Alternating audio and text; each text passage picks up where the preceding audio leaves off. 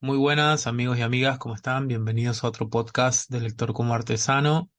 En esta oportunidad, varios temas. Me gustaría arrancar presentando un poco lo que quiero charlar hoy, que es lo que he llamado rápidamente y raudamente en denominar el anime salvaje. ¿Sí?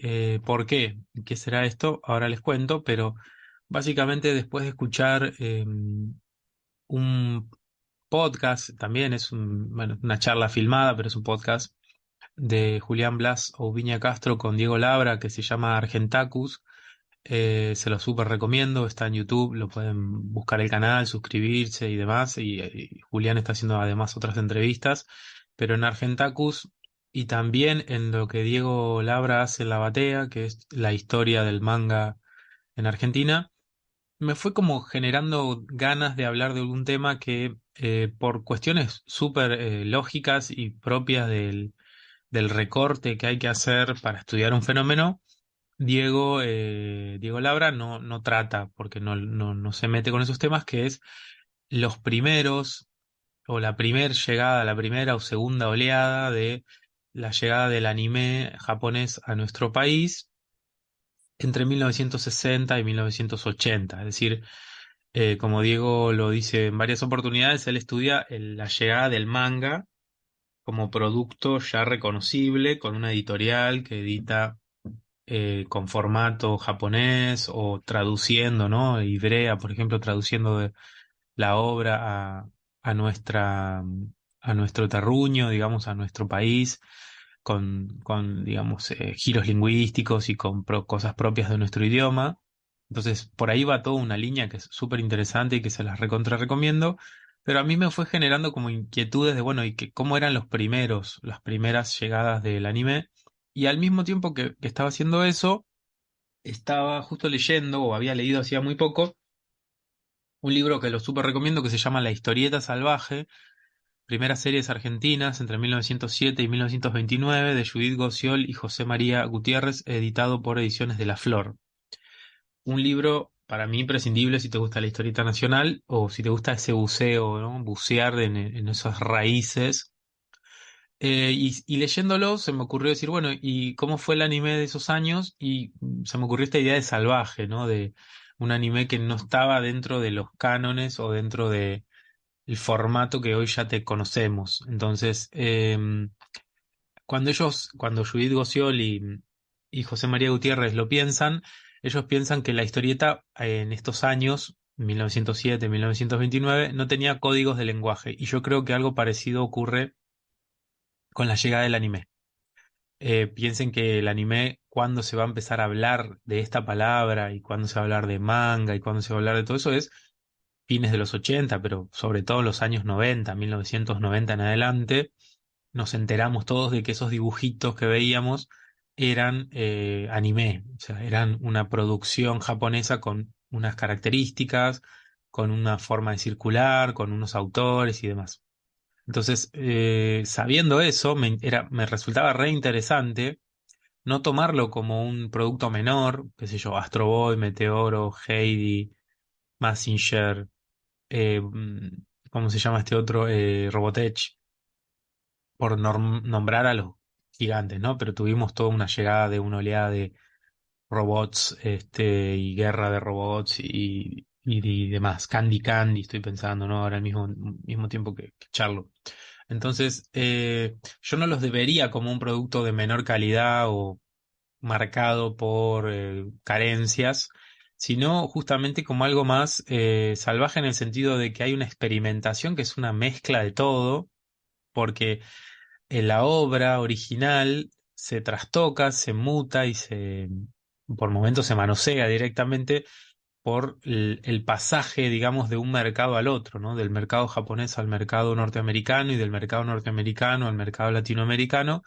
Hay como, ¿no? Como unos pasajes donde el anime original empieza a mutar y empieza a recortarse, a sacarse, a editarse.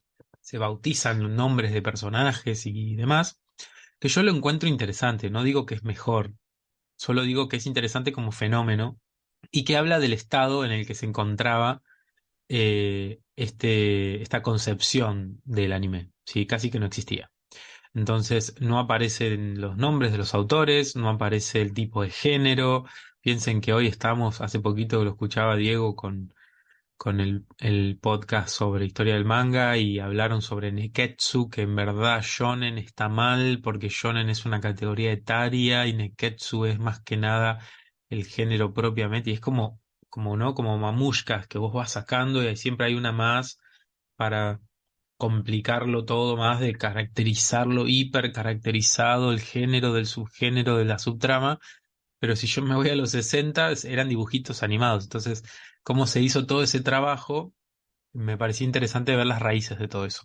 Así que nada, me puse a ver eso, solamente también avisar, salvaje no significa que es mejor, sino que es justamente en un estado en este caso sería en un estado de manipulación más grande que los mangas originales. Entonces, la idea de salvaje no es que es mejor ni peor, sino que quiere decir que está en un estado de expansión o de transformación tal que no consigue tener como las reglas claras del consumo, quiénes lo tienen que consumir, cómo lo tienen que consumir, está más bien cooptado por un sistema que es el sistema de medios y de la televisión occidental, ¿no? Así que nada, la idea era enfocarme en algunos hitos antes del famoso boom de los 90, 80s, 90s.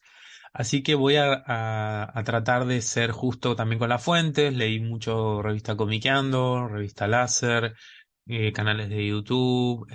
Hice un poco de archivo directamente porque también se mezcla un poco con mi trabajo y me lo permitió como hacer, que es buscar diarios de la época y revistas de la década del 60 y 70, a ver cómo aparecían estas publicaciones. Y voy a arrancar con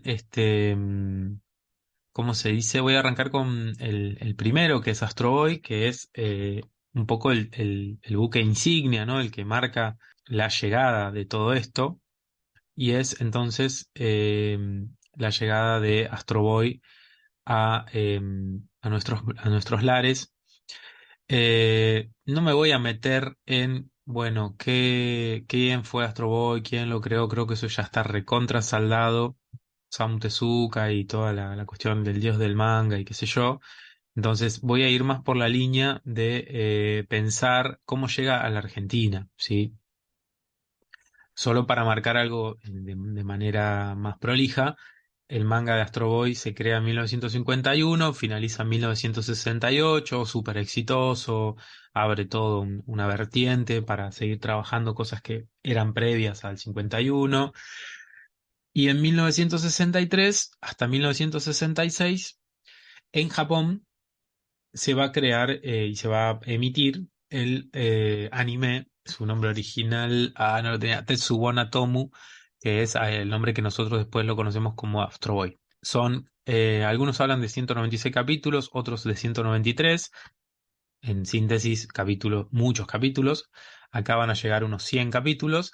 Y el dato es que al poco tiempo, es decir, Astro Boy es creado, sale en las teles japonesas en el 63 y para 1964 la cadena norteamericana NBC compra los derechos de emisión y de distribución mundial de la serie, así que a nosotros la pregunta era, bueno, ¿cuándo llega Astro Boy a nuestro país? Entonces, buscando, justo que estoy haciendo archivo durante de cosas de la década del 60, encuentro en una revista TV Guía que Astro Boy es emitido, o al menos yo tengo este dato por primera vez, quizás hay algo antes, pero no es posible rastrearlo, o yo no pude rastrearlo por las fuentes que hay disponibles. Eh, Astro Boy sería su primera emisión el martes 5 de abril de 1966, de 5:30 de la tarde a las 6 de la tarde, por el canal 3 de Rosario. Acá hay algo que me genera como un poco de sinsabores, que es, bueno, encontré finalmente una fecha fehaciente porque no podía encontrarla, tampoco encontré muchos grupos de Facebook que quieran hablar de estos temas o que haya grupos sobre Astro Boy, quizás tengo que buscar más o alguno de ustedes lo conoce. Entonces no tenía la fecha de cuándo se emite Astro Boy en Argentina, ¿sí? Yo creo que el Canal 3 de Rosario debe haber sido un inicio que luego pasó al Canal 11 o al Canal 13 solo para los que son muy millennial y escuchan esto, para estos años hay cuatro canales grandes, Canal 7, 9, 11 y 13. Entonces no encontré, sí, es muy probable que quizás se diera dentro de otro programa, que había muchos programas infantiles que emitían con conductores y con cosas que hacían, competencias los chicos y cartas que mandaban, y a veces emitían un rato un dibujito, una animación. Entonces, es probable que capaz se haya emitido ahí y en los canales aparece como la hora de los pibes o el show de fulano. Entonces, quizás se emitió ahí y no hay registro de cuándo, ¿no? Pero así como Astro Boy, lo pude detectar el 5 de abril del 66. La revista TV Guía que hay del 66 se corta y no se sabe cuándo se deja de emitir, pero buscando en otros lados no parece haber generado tampoco un impacto muy decisivo, ¿sí? Solo para marcarles una comparación, ese mismo año se estrena el Batman de Adam West y en Canal 11, si no me acuerdo mal. Y ese Batman genera un impacto grande, incluso la revista Gente hace una nota, ¿no? Batman le gana a Jane Bond en impacto, o como el nuevo Batman, una cosa así. Entonces, no hay eso de Astro Boy, ¿sí? No aparece, con lo cual, como se dice, es entendible, porque tampoco hay notas en las revistas sobre otros dibujos animados, ¿sí? No aparece ni Bugs Bunny, ni Mickey, ni nadie. Entonces, no pareciera ser un tema que se hablara en revistas especializadas, entonces ahí es muy difuso ver el impacto. Tampoco sale ninguna revista que trate de engancharse, como va a pasar dentro de unos años. En los años 70 va a salir revistas de Astro Boy piratas acá en Argentina. Entonces, yo marcaría que esta génesis de Astro Boy está marcada por su publicación errática, por un impacto difícil de medir, y que incluso a las personas que vivieron estos años, los años 60, y le preguntás, tampoco lo pueden ubicar con mucha claridad. Hay como un problema ahí de registro, se les mezcla más que nada el Astro Boy de los 70, ¿sí? Así que inicialmente en los 60, años 66, pero de un, digamos, un recorrido errático y difuso, ¿no? Siguiente hito de esta parada es el año 75. El año 75 ahí sí se nota como una presencia un poquito más diversa, más grande, porque Astro Boy va a ser, va a estar en los días de lunes a viernes por la mañana, a las 11 de la mañana en Canal 11, como Astro Boy. Y al mismo tiempo, ya para ese año estaban las aventuras de Meteoro por Canal 13 a las 5:30 de la tarde. Entonces, eh, junto con Meteoro, yo les diría que si puedo hacer un especial, solo hablando de Meteoro, lo voy a hacer, pero pareciera ser que Meteoro pegó más en la gente. Hay más impacto. La editorial Abril saca las famosas historietas de Meteoro. Pareciera como que la propia temática, un corredor de carreras, muy al estilo Jane Bond y lo que fuera, pegó más fuerte en la población. Salen entonces revistas piratas también de Meteoro y salen revistas de Astro Boy, ¿sí? Las fantásticas aventuras de Astro Boy de la editorial Mopasa, que justo el otro día en esta charla que tuvieron Julián y Diego Labra en Cinerama, hablaban de esto, ¿no? Que es una editorial que más bien sin pagar derechos ni nada, se colgaba del éxito televisivo, de, no sé, El Hombre Nuclear o lo que fuera, y sacaba revistas piratas. Y bueno, que haya sacado de Astro Boy, para mí es un dato de que pegó fuerte en la población y de que gustó, ¿sí? O de que pasó una etapa más de larvaria o más errática a una mucho más consolidada. Incluso para mí es todo un dato que en un mismo día estén pasando en distintos canales, en dos de cuatro canales están pasando una animación japonesa, con lo cual me parece un dato, ¿no? Estos años entonces tienen como unas particularidades, si las tuviera que resumir, que es, bueno, la animación está muy presente antes de llegar a los 80, donde los 80 ya es mucho más claro que hay un perfil comercial más definido, llegan muchas más series japonesas, como que es más diverso todo. Yo les diría si tuviera que marcar un par de características, porque mientras miraba eso, nada, fui haciendo un poco de mirar otras cosas también. Aparecen muchas animaciones, aparecen muchas dibujos animados, como se les decía en esa época. ¿Cuáles son? Bueno, en primer lugar aparecen un montón de programas infantiles, ¿sí? O se llaman programación infantil, Pibelandia, La Hora de los Pibes, etcétera. Y en esos lugares, como les decía, yo sé que se emitían dibujos animados. Pero después está una producción muy diversa de los clásicos, que para entonces ya se empezaban a transformar en clásicos, dibujos de Hanna-Barbera.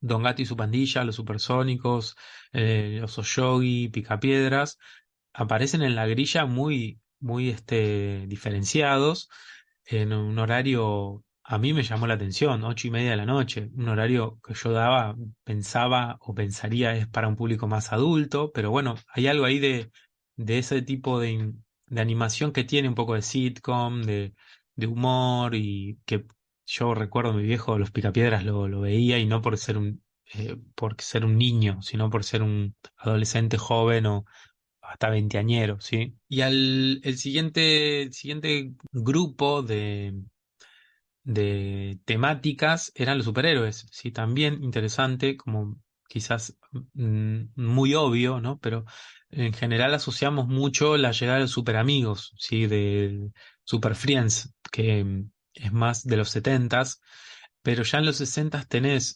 dibujos de Superman, el Hombre Araña, está el Birdman, Aquaman, y me llamó la atención porque Aquaman, y buceando un poco en la web, hubo unas aventuras de Superman y Aquaman que se llamaba La Hora de la Aventura en Estados Unidos, y al parecer, piensen que esto yo no lo puedo ver porque no tenés más que los nombres, pero intuyo que puede ser ese programa que se haya emitido acá separado. A veces pasaban las de Superman por un lado y las de Aquaman por otro. Entonces, sumado al Batman de Adam West y a Cuatro Fantásticos también, con las animaciones de Hanna-Barbera.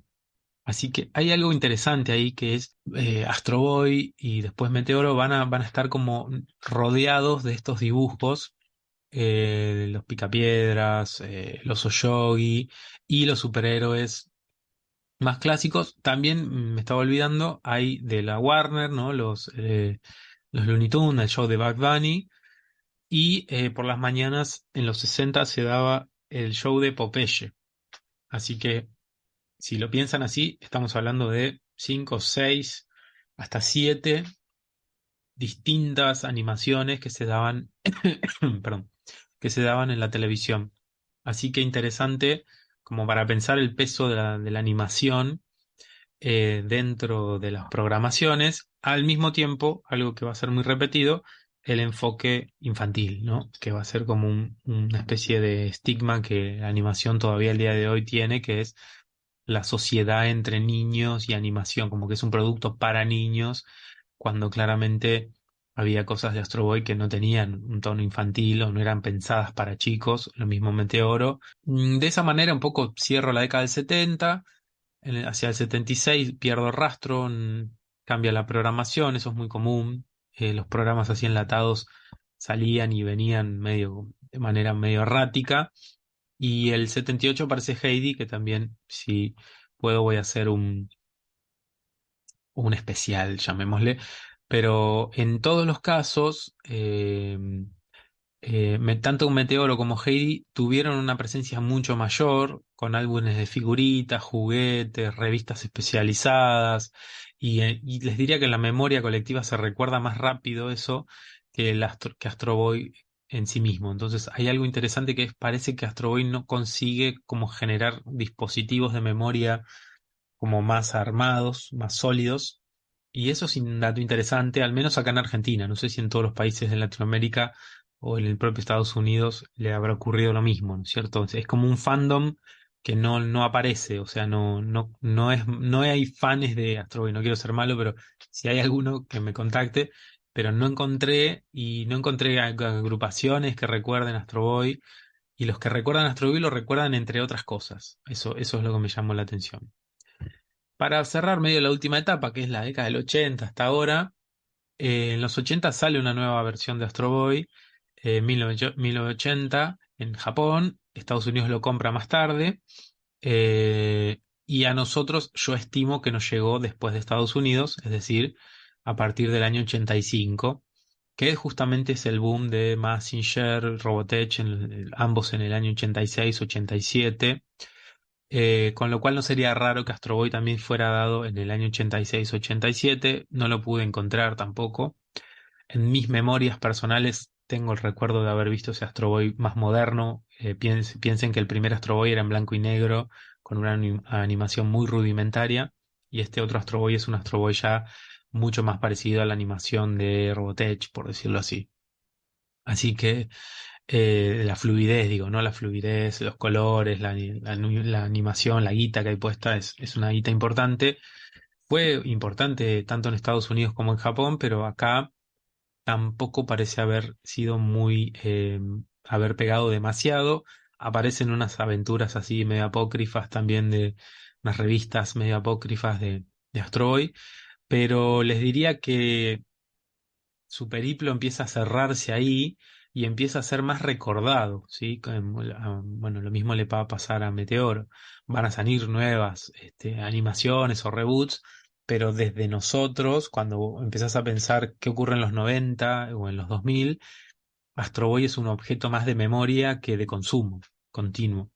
Piensen que las comiqueando que yo leí o las cosas que saqué son del año 95, 96, 97, que es el boom del anime ya directamente, con Caballero del Zodíaco, Sailor Moon, van a empezar a emitir Dragon Ball Z, y hay una mirada hacia ese pasado tratando de recuperarlo, pero es una recuperación que se queda ahí. Digo, nadie está pidiendo, che, pasen de vuelta Astro Boy, ¿se entiende? Entonces, ahí es donde empieza como una distancia con ese periodo que Diego Laura los menciona muy bien, que empieza otra cosa, y yo diría que desde ahí hasta entonces tenemos una forma de pensar a esas producciones valoradas a veces más como retro o como algo que solo algunos pueden llegar a consumir y que se pierde un poco en la bruma, ¿no? Se pierde como un poco en la bruma en el sentido de que nadie está pidiendo, che, editen el manga de Meteoro, editen el manga de, ¿cómo se dice?, de Astro Boy, porque pareciera ser que el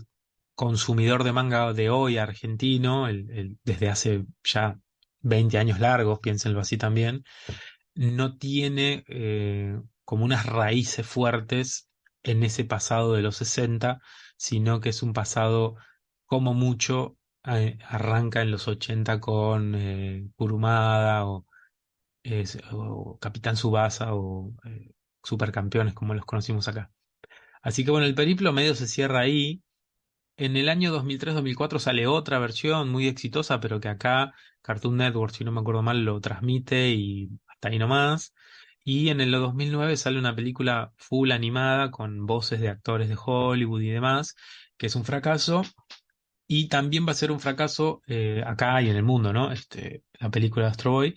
Y es un fracaso acá el intento de editar el manga. Si el manga lo va a sacar de Ux Studio, habría que analizar el por qué, ¿no? Todos sabemos que la editorial es de Pablo Muñoz y que hay un historial de publicaciones que se cortan o de series que no se terminan.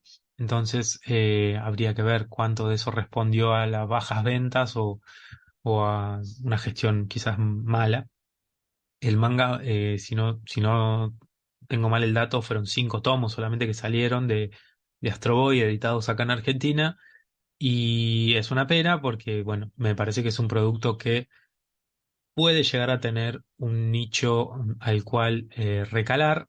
Esa es la pregunta. ¿Hay un consumidor, un comprador de esto? Desde, por ejemplo, cuando Ibrea saca una una línea de Mazinger apelando a esta nostalgia retro y no se vendió bien, o sea, no fue un éxito y Brea no siguió apostando por esos productos un tipo clásicos de la infancia. Entonces, Astro Boy me parece que suena para Ibrea mucho más arriesgado, pero acá les introduzco como algo más tipo cierre, conclusión. Yo creo que Astro Boy queda en un pasado brumoso y ese pasado brumoso tiene la potencialidad de ser resignificado más fácil. ¿En qué sentido? Si uno piensa en Mazinger, al menos para yo que yo tengo 40 años, lo asocio a algo de mi infancia, algo que yo veía cuando era chico, por más que Mazinger es re violento por momentos, tiene un mensaje horrible sobre la mujer, lo que fuera. O sea, tiene puntas para mirarlo hoy desde lo adulto, pero que a mí al menos como consumidor no me dan ganas de mirar. O sea, no me genera curiosidad.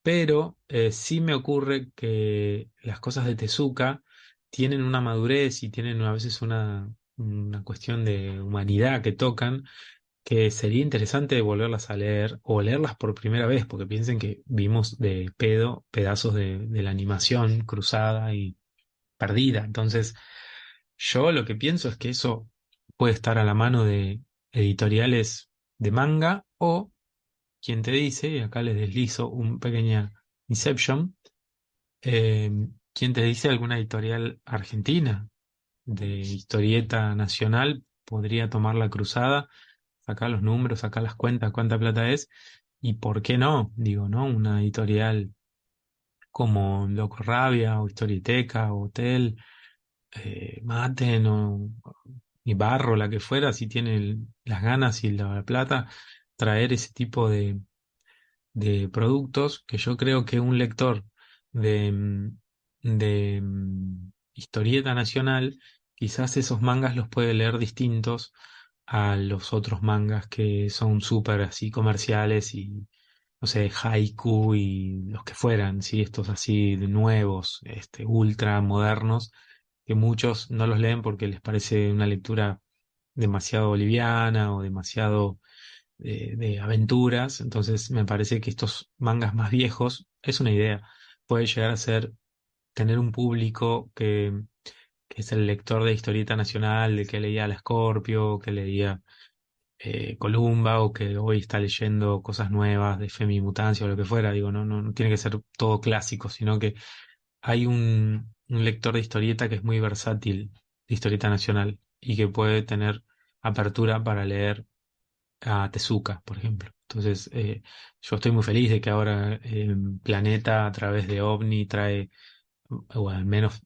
parece que va a empezar a traer la obra de Tezuka, pero honestamente si se la vamos a hacer, digamos, me gustaría leerlo sin la traducción española y en una traducción argentina y como Dios manda sería, ¿no? Pero bueno, quizás se pueda, quizás no. Bueno, cierro un poco este periplo que es Astro Boy, si quieren comentármelo, si tienen algún dato más, si esto es como una especie de boceto, ¿no? Borrador, porque yo lo quería armar un poco más serio, pero lleva mucho tiempo y la idea es compartir un poco estas ideas y estos datos y ver qué sale, ¿no es cierto? Así que, bueno, los leo cualquier cosa en comentarios y demás. Cierro entonces con las recomendaciones, que las tengo así un montón y que me parece re interesante no perderle de vista, que es cosas que estuve leyendo desde hace un tiempo. Algunas son de ahora, de este año, otras son del año pasado, otras son de hace 2 años. Pero todas me parecieron súper rescatables y necesarias de transmitir, que las lean, ¿no? Que las tengan en sus manos, las regalen, las presten. Son obras infanto-juveniles para un público de 10, 11, 12 años. Me parece un espectro re interesante para cuidar y para empezar a nutrir. Y son obras que tratan temáticas que son entretenidas, que tienen este costado de aventuras y tocan también fibras un poco más profundas. Eh, las paso a decir. Una es Mara y Samu Rajan del Cielo de Bruno Chiroleu, editado por Loco Rabia en el 2022. La otra es El Diablo en la Torre 9 de Dani Ruggieri, editada por Barro en el 2021. Y las últimas dos es Los Hermanos Egelín, por Rabdomantes en el 2021. Esto es Lucas Varela en los dibujos, eh, Roberto Barreiro y Ignacio Yunis. Y el último es Sara Navaja y las momias del cerro, Iván Sigarán por Editorial AZ. Todas son obras, y para mí medio imperdibles, no perdés ni un minuto si las lees. Tienen este enfoque juvenil de aventuras y todas tocan temas re interesantes. Mara y Samu y el Diablo en la Torre 9 se meten con cuestiones más de esta especie de cultura religiosa que tenemos los latinos y sobre todo los argentinos también, que es el diablo, Dios, el cielo, el infierno, el paraíso, y le dan todo, ambos le dan una vuelta re interesante para mostrarte como esta cosa más humana, más desmitificada de ese cielo y de ese infierno. Y en ambos hay una aventura muy bien llevada, buenos diálogos. Bruno deja la vida dibujando, está genial todo lo que hace, ultra detallado, es un paraíso como lleno de cosas y de ángeles y de como una especie de urbe, ¿no? Llena de barrios y de cosas. Y Dani Ruggieri va por una línea más realista que es muy parecida, para mí me hizo acordar mucho a Clarence o a esos dibujitos de los nenes de cartoon que entran a tener su barrio como aventuras, ¿no? Una aventura, o ¿cómo se llamaba este? Hey Arnold, ¿se acuerdan de Nickelodeon? Esta línea así más barrial, social. Entonces, en ambos lados aparece una trama que, sin renunciar a ese público y a las necesidades de un público que no le puedes bajar una línea de un cartucho así de un cuadrado de texto, saben meter y contar al mismo tiempo ideas bien interesantes sobre nuestra sociedad, sobre nuestros valores, sobre lo que hacemos con esos valores y por eso súper recomendable ambas. Eh, no quiero spoilear, por eso lo dejo como ahí. Si quieren después hablamos más puntualmente de alguna de ellas. Y las otras dos, los hermanos Egelín y Sara Navaja y las momias del cerro, van por un costado más de aventura, más al estilo Indiana Jones, Tintín, o esta línea de aventura más de misiones y bueno, las momias del cerro, ¿no? De reliquias y objetos sagrados antiguos. Y en ambos hay una creatividad enorme, un talento descomunal, como en los cuatro. En el caso de los hermanos Egelín, era un fanzine que fue recuperado, K-pop era el fanzine, fue recuperado por Rabdomantes y editado en formato libro, así que es más viejo, digamos, el trabajo, pero es genial. Eh, y lo que ambos tienen es que esta búsqueda de aventuras va construyendo, ¿no? Estas aventuras medio episódicas, sobre todo en los hermanos Egelin, vas construyendo un mundo que es entrañable. O sea, vos terminás de leerlo y hay como una conexión con eso que como siempre digo, tan ganas de seguir leyendo otras aventuras. Son estos personajes que yo estoy seguro que si esto hubiera salido en Dinamarca, es una saga de 20 libros, ¿viste? Pero en Latinoamérica y así es la vida, termina siendo una aventura medio cortita porque la crisis y el coso y el papel y los gastos. Y Sara Navaja y las momias, yo creo que para mí por la propia presentación y todo, me da la sensación de que hay un intento más serio de que sea una saga. Está increíble, está buenísimo, todo el dibujo, los personajes. Es una nena como que es arqueóloga y busca con su padre, buscan como aventuras y reliquias, y está ambientado, en el caso de los hermanos Egelín, es un mundo ficticio, pero en el caso de Sara Navaja, está ambientado en el noreste argentino, noroeste, perdón, el Jujuy, Salta, Catamarca y demás, y hay todo ese link con la historia de haber sido parte del Imperio Inca o haber llegado a ser durante un periodo histórico de eso, el pasado, las expediciones y qué sé yo. Imperdible, de verdad, todos. En este caso, Sara Navaja me pareció de un nivel por export, por decirlo así, para llevar afuera a los gringos y que lo compren y que qué sé yo, porque hay una línea para mostrar nuestro país y nuestras culturas, ¿sí? La cultura andina, la cultura del norte argentino y demás. Así que nada, los dejo con esas recomendaciones y los dejo pensando un rato sobre qué es Astro Boy para el otaku argentino, para el mundo del anime argentino. Y bueno, nos vemos en el siguiente podcast.